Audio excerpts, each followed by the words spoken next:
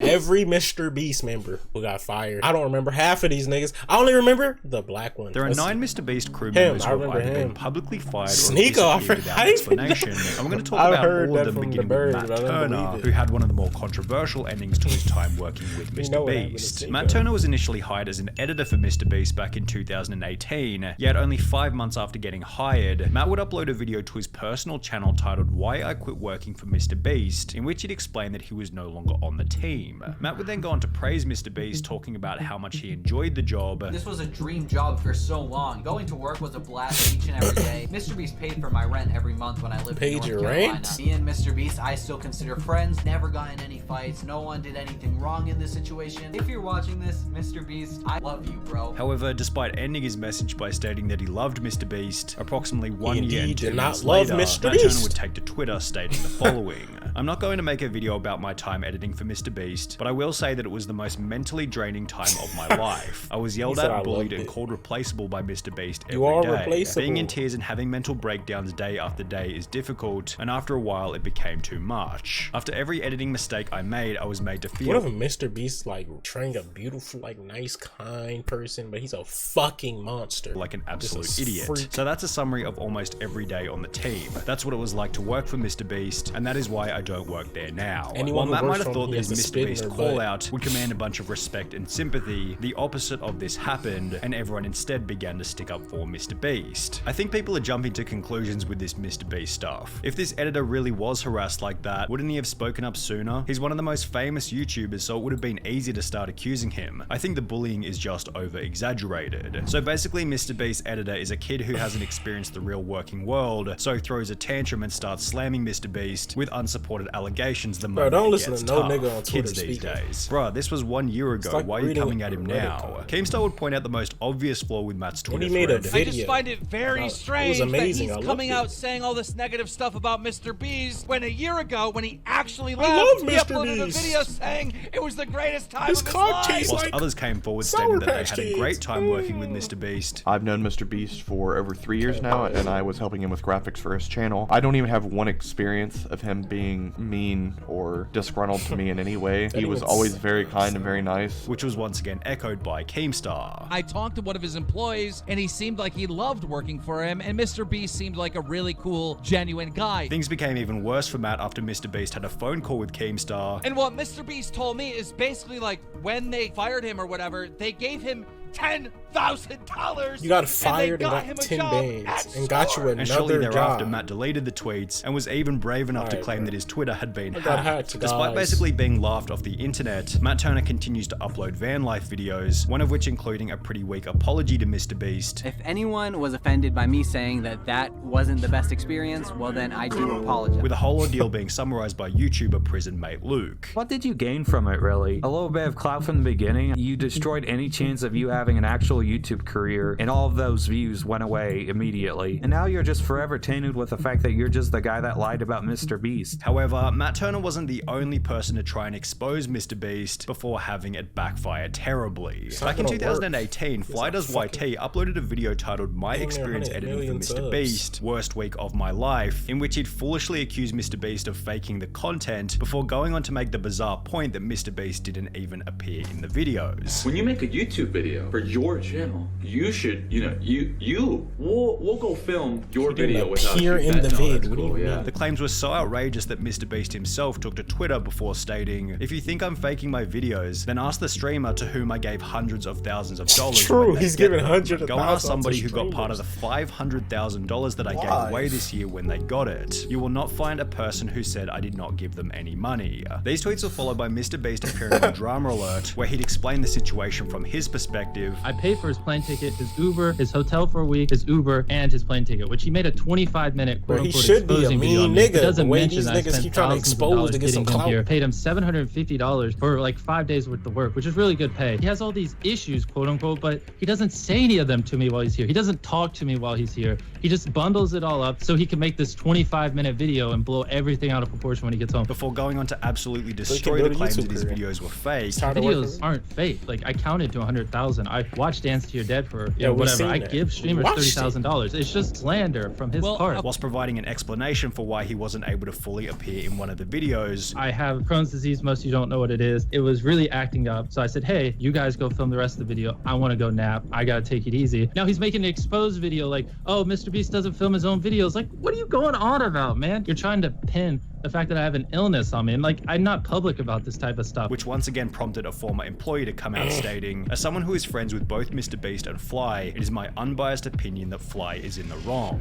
Unlike Matt Turner, Fly has since had a relatively successful career, having built a channel with over 300,000 subscribers, yet he hasn't been nearly as successful as Jake the Viking, who's been able to show that a peaceful MrBeast is always the most beneficial path. Jake appeared on the MrBeast channel for the first time back in June 2018, as Jimmy required a strong character to include within the videos. Can you dip this in the water tank for me? It's really heavy, but you're like a big boy. At this point in time, the content was often quite physical, and therefore having Jake as a member of the team worked out perfectly. However, by early 2020, the content became less focused on physical challenges, and as a result, Jake began to appear in fewer and fewer videos. He was seen one last time in $60,000 Extreme Hide and Seek Challenge, which was followed by a comment to Jake's TikTok 2 months later asking, are you still working with MrBeast? To which he'd respond, lol nah, they fired me. 9 days later, Jake would clarify this comment by uploading a now incredibly viral video titled Why I Left MrBeast, in which he'd explain why he had been let go. And it came down to my piece no longer fit the puzzle, if that's the best way to put it. Before discussing how he wanted to leave anyway, so he could pursue content creation under his own name. It was a mutual leaving. I'd already told him multiple times, you know, what I wanted to do was kind of be my own boss, do my own thing. Me and Jimmy did not have any type of falling out, you know, so everything's cool. MrBeast still love you, bro. Basically, he got tired of being an employee. He wanted to start his own brand, be his own boss, do his own thing, which is respectable. He didn't want to be just that guy on every MrBeast video. Good luck to you, Viking. Jake's peaceful ending in combination with his unique, recognizable image has helped him to maintain success even after leaving the team, having gained over 1 million subscribers on YouTube. Did he just say success now? 2.5 million followers on TikTok. Success. He has 1 million subs, getting 10,000 views and 8,000 views. What's successful about that? Combination with his unique, recognizable image has helped him to maintain success even after leaving the team, having gained over 1 million subscribers on YouTube and over 2.5 million followers on TikTok. However, Jake the Viking wasn't the only person who eventually ran out of utility on the MrBeast team. For example, whatever happened to Ty, who was picked up on the side of the road for his first appearance in the world's largest bowl of cereal video. You wanna come sit in a pool of cereal for 10K? With comments such as, Ty is such a cool guy, he needs to be in more challenges, he was able to return to the channel. And then this is Ty from the cereal videos. You guys really liked him, so we brought him back. Appearing in a total of 7 different videos before he'd also disappear. Considering Ty was picked up at random on the side of the street, he was never an official member of the MrBeast crew, yet according to the wiki, Ty still works for MrBeast, but works like a nigga getting a prostitute off the street, recording a video, uploading it to the hub, and then a nigga asking to have it as a recurring guest. Hey buddy, this is a one-time thing. Mostly behind the scenes. Ty has since become a father and still maintains an Instagram following of over 28,000 and a TikTok following of over 80,000 on which he uploads music, comedy, and dancing videos. Tyler Conklin was another MrBeast member who disappeared from the videos without any explanation, and his disappearance is probably the most mysterious of them all. Tyler became the second MrBeast crew member after featuring on the channel for the first time in February 2016, when MrBeast had only 18,000 subscribers. From here, Tyler was featured in videos such as We Are Better Than Dude Perfect, which was followed by Tyler helping out Jimmy's brother, yet Tyler's final obvious appearance on the MrBeast channel was in I Opened a Restaurant That Pays You to Eat at It, where Jimmy jokingly fired him. Get out of here! He suggested we charge money for the food. What? Get out of here! Go!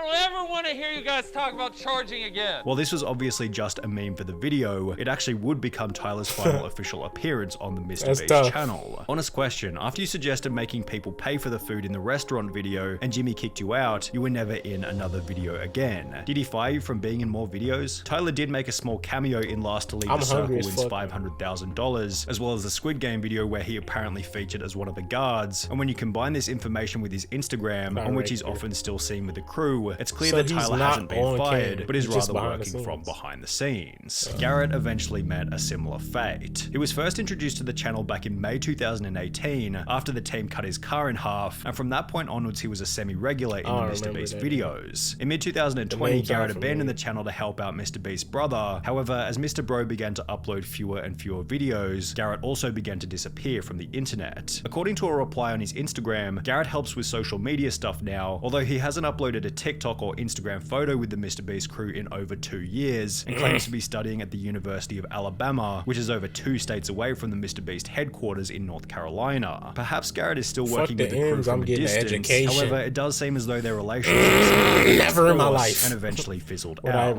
But what about Jake Weddle? He was another one of these guys who once featured in almost every MrBeast episode before he'd slowly disappear from the channel. Well, only a month after being seen in the I Filled My Brother's House with Slime and Bought Him a New One video, Jake Weddle would upload a piece of content to his personal channel titled Why I Left MrBeast, in which he'd explain that he'd resigned from the team so he could pursue stand-up comedy under his own name. I found myself kind of, I guess, losing passion for what I was doing. I'm doing stand-up basically full-time now. Weddle went on to explain that his relationship with MrBeast had ended peacefully. Me and Jimmy actually left on very good terms. I met with Jimmy before I left. He understood where I was coming from. I understood where he was coming from. Which is supported by the fact that Weddle came back about a year later for 2 cameo appearances on the channel. However, there's a different MrBeast member who only managed to feature in one video before getting fired.